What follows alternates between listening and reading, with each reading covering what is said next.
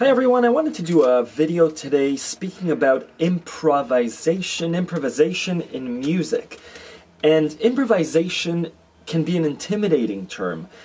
When you look at a jazz pianist or someone at a super high skill level, it seems like the improv is boundless. They're going all over the keyboard and their left hand's flying around, and to me that's intimidating. What I want to share with you today is that the key to improvisation are boundaries and rules. Without those boundaries and rules, without those limitations, improvisation can be boundless. I'm sure it's the same thing in painting and art.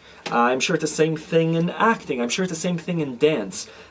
Free improvisation, the underline should be, or the quotes should be around the word free.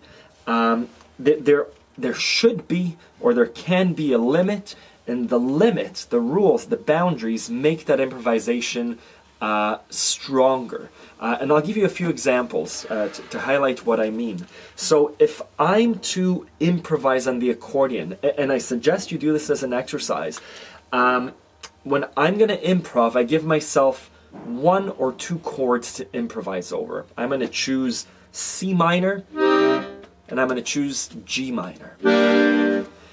Just those two chords. Now, giving myself those limits, C minor and G minor, what does that give me? And right now I'm speaking from my knowledge. I don't know fancy jazz chords, and I don't know other chords. I'm just going to give myself those two chords. What does that give me? C minor, I know that a C minor chord looks like this: C, E flat, and G. And a G minor chord looks like this: G, B flat, and D. Now I know shapes of chords. So C minor is this, but I also know that I can move it around. I know I can break it up, right? I can break my fingers up.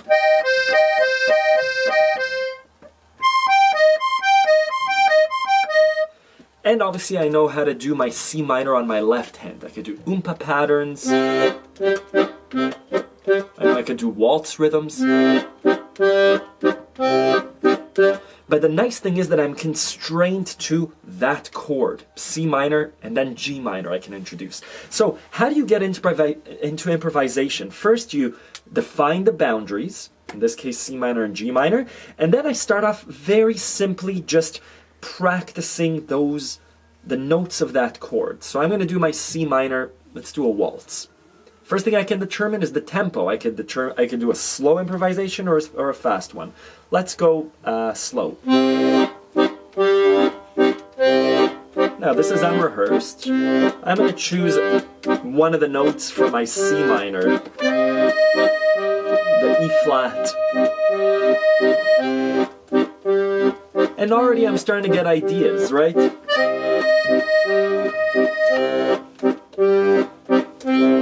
I'm going to switch to my G minor and hit a G minor.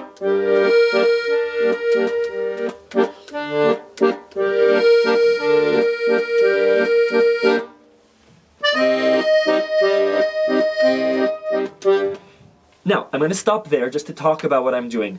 That was an improvisation. It was a halted, or it was an improvisation that ended too soon, but there were some musical ideas there. So the first time I hit the E flat, I just hit it. The second time I rolled up to it from the D, right? Just because it sounds nice. I could also roll up from the C. I could also do a little ornament, right? And then I could do the same thing coming up to the G.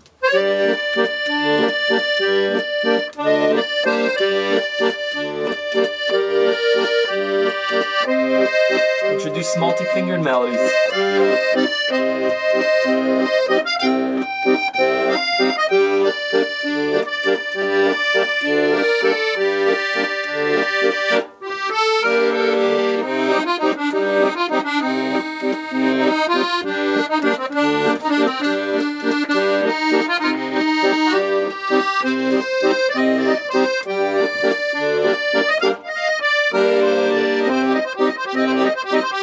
So it's getting a bit more complicated, but it's just centering around those two chords, C minor and G minor.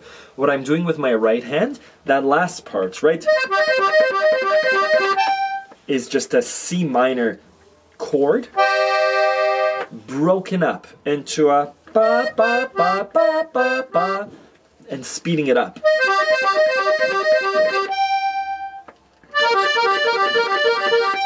That's the G minor.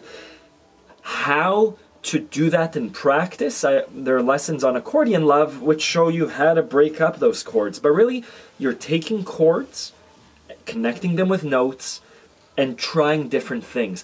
It shouldn't be an intimidating thing. Break it down to its simplest thing. If it's not two chords, choose one chord, D major. And same kind of thing. Let's do a fast D major. That sounds cheerful. And I'm just going to again choose a key.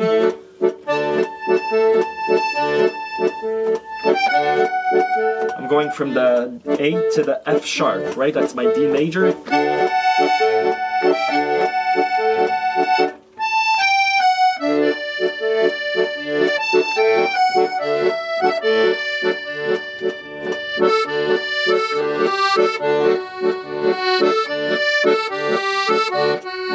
And what I'm doing there, again, I want the chord to switch, kind of building tension, but I'm choosing, I'm kind of making a melody. In my mind, I'm imagining a movie soundtrack. Imagine the rolling credits, and there's a boy riding a skateboard, or walking along in a trail in a park.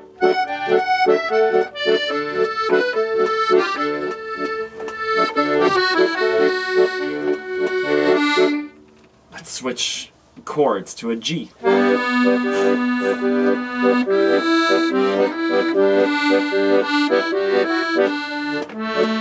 Right, and that's the way that songs are made, through that improvisation. Find a pleasing melody, right, going down.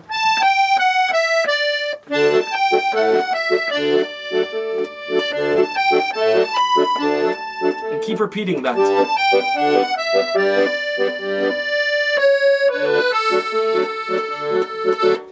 That's the key to improvisation. Once you're comfortable with that, and again, practice that for a while, you could start applying the musical principles, which I'll link to above, but we've covered them on this channel. You can apply the musical principles of 1, 4, 5. You could apply the musical principle of going from the 1 to the minor 6. Just choose one or two musical principles. For example, the 1 to the minor 6, C major, let's choose a different key. Let's choose B flat to G minor.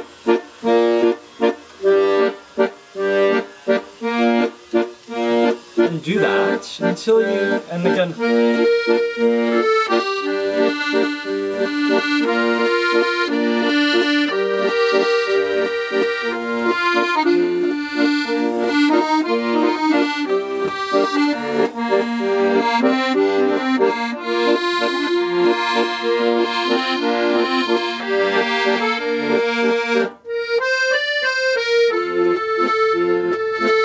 that was an accidental going to the 4, but again, the constraints on free improvisation make that improvisation doable.